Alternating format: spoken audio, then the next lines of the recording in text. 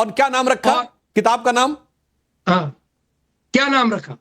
यही मैं कह रहा हूं, नहीं पता है। सिर्रे अकबर, सिर्रे अकबर का फारसी में मतलब होता है वर्ड्स ऑफ गॉड।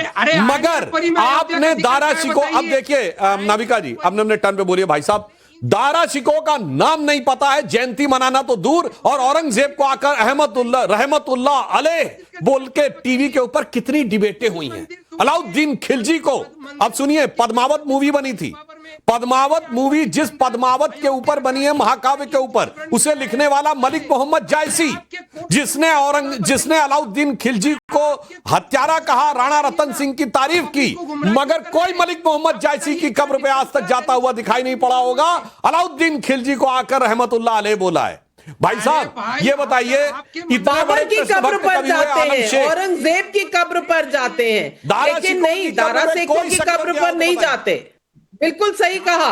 और आज अतीकुर रहमान, माफ कीजिएगा अतीकुर रहमान, आज आप थोड़ी अनस्कॉलरली बातें कर रहे हैं। लगातार बोलना, सुधांशु जी को बोलने ना देना, और आपका इतिहास की नॉलेज को जिस तरह सुधांशु जी ने तार तार कर दिया, मुझे लगता है अगली बार थोड़ा स्कॉलरली रियाज करके आएंगे।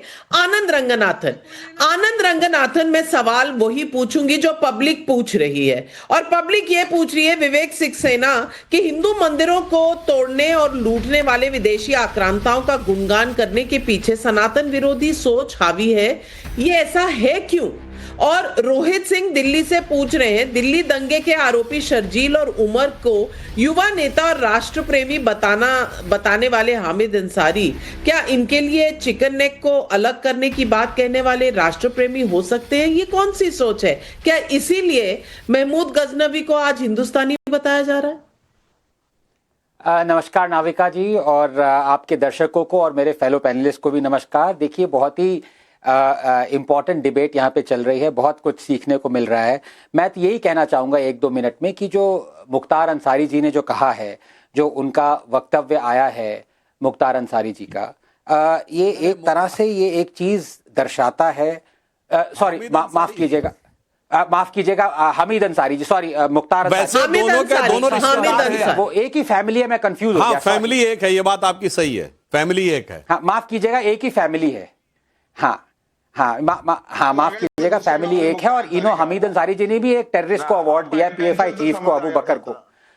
हाँ, सुन लीजिए। हाँ, नहीं, अब मैं कंफ्यूज हो जाऊं, एक ही फैमिली के दो लोग हैं, अब उसमें आप मुझे दोषी ठहराएंगे, मुझे माफी चाहता हूं।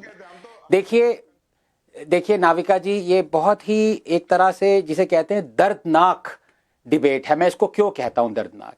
क्योंकि मेरा ये मानना है कि देश कमजोर होते हैं अपने इतिहास से नहीं, देश कमजोर होते हैं जिस तरह से उनको अपना इतिहास पढ़ाया जाता है।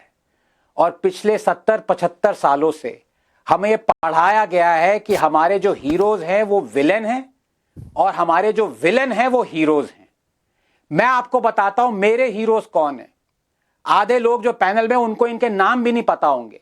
मेरे हीरोज हैं एपीजे अब्दुल कलाम, मेरे हीरो हैं अब्दुल हमीद, मेरे हीरो हैं ओबैद सिद्दीकी, पूछिए कौन है ओबैद सिद्दीकी। मेरे हीरो हैं सलीम अली, पूछिए कौन है सलीम अली। मेरे हीरो हैं अजीजुल हक, पूछिए कौन है अजीजुल हक। पर इनको पता क्यों नहीं होगा? क्योंकि इनके हीरो हैं बाबर, महमूद गजनवी, औरंगजेब, बख्तियार खिलजी। ये प्रॉब्लम है इस देश में। जो हीरो थे उनको विलेन बना दिया, जो विलेन है उनको हीरो बना दिया। अब एक पैनलिस्ट ने पूछा, अतीकुर रहमान साहब ने, माफ कीजिएगा मैं उनको देख नहीं पा रहा हूं, कि इनको औरंगजेब में कोई अच्छाई नहीं दिखती। तो भैया हिटलर में भी अच्छाई ढूंढ लो, वाटर कलर आर्टिस्ट था। कह दो, भूल जाओ कि उसने 6 मिलियन जूस को गैस चेंबर में दफना दिया, मार दिया। वो बहुत अच्छी वाटर कलर पेंटिंग करता था, उसने भी हाईवेज बनाए। ये बोल दीजिए। देखिए, आनंद रंगनाथन जी, आप इतने आश्चर्यचकित क्यों हैं? बुरहान वानी में भी तो इन्हें दिखा था ना, मैथ्स टीचर का बेटा दिखा था ना। तो फिर स्कूल टीचर का बेटा था।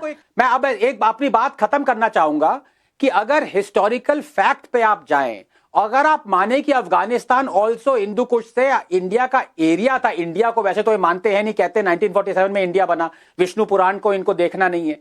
तो ये जरूरी नहीं है कि वो आदमी ने गजनी में पैदा हुआ था। यह जरूरी है क्या वो अपने आप को हिंदुस्तानी मानता था? नहीं। आप महमूद गजनवी को छोड़िए जो कि टर्किश डिसेंट अपने आप को मानता था।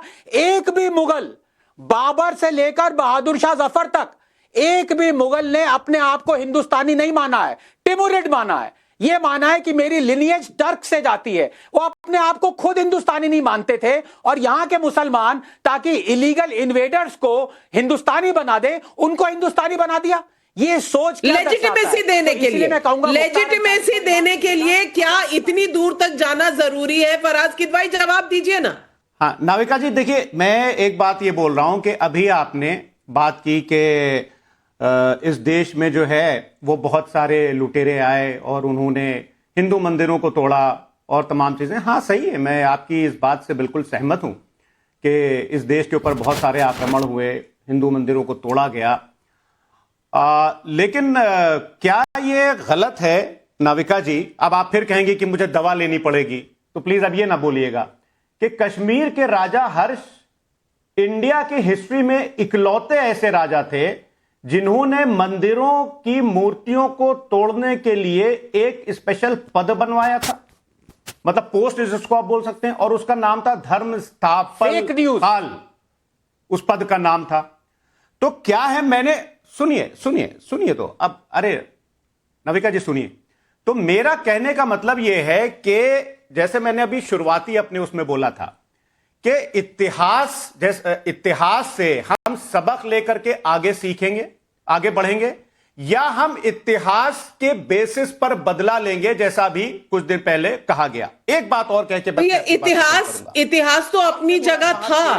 ये हामिद अंसारी साहब को क्या सूझी कि उन्होंने इतिहास की एक ऐसी दुखती रग छेड़ दी जो इतिहास के पन्नों में भी नहीं है। सुधांशु त्रिवेदी, ये इतिहास को छेड़ने का इल्जाम भी क्या आप ही के सर आएगा? देखिए एक बात बहुत स्पष्ट करें, जो अभी आनंद रंगनाथन ने भी जिसकी तरफ इंडिकेट किया था, एक महत्वपूर्ण फैक्ट है। मुगल दरबार में जानते हैं क्या स्थितियां थी? जो टॉप की रैंकिंग थी वो ईरानियों को और तुरानियों को मिलती थी। यानी नंबर 1 पे टर्किश, उसको तुरान कहते थे, फिर ईरानी, उसके बाद वो लोग ये मानते थे फिर भी वो हिंदू राजाओं को कुछ पोजीशन दे देते थे, और जो मुस्लिम थे भारत के उनको वो सबसे निम्न मानते थे। इसीलिए मैं अपने विद्वान जो विरोध में बैठे उनसे पूछना चाहता हूं, मुगलों के काल में मनसबदारी होती थी और हाईएस्ट रैंक मनसबदारी होती थी 40,000। किसी भारतीय मुसलमान को 40,000 की मनसबदारी दी हो तो बताइए आज कितना बड़ा दुख है। अरे जिसने तुम्हें कन्वर्ट किया, जिसने तुम्हारी बेइज्जती की, जिसने आपको किसी लायक नहीं समझा, और आज आप उसके झंडा बरदार, फरमा बरदार बन के बैठे हुए हैं। मुझे नहीं लगता कि इससे ज्यादा बेइज्जती हो सकती। और आज मैं विनम्रता से कहता हूं, जिस शरिया कानून को भारत ने मान्यता दे रखी है, और राहुल गांधी जी ने अपने जमाने में बाबा साहब अंबेडकर के संविधान को शरिया स्क्रिप्ट में कन्वर्ट किया है, उसमें जो मुस्लिम विवाह का कानून है, मजमूमे कानूने इस्लामिया, उसमें जाके पढ़िए क्या क्या लिखा है कि यह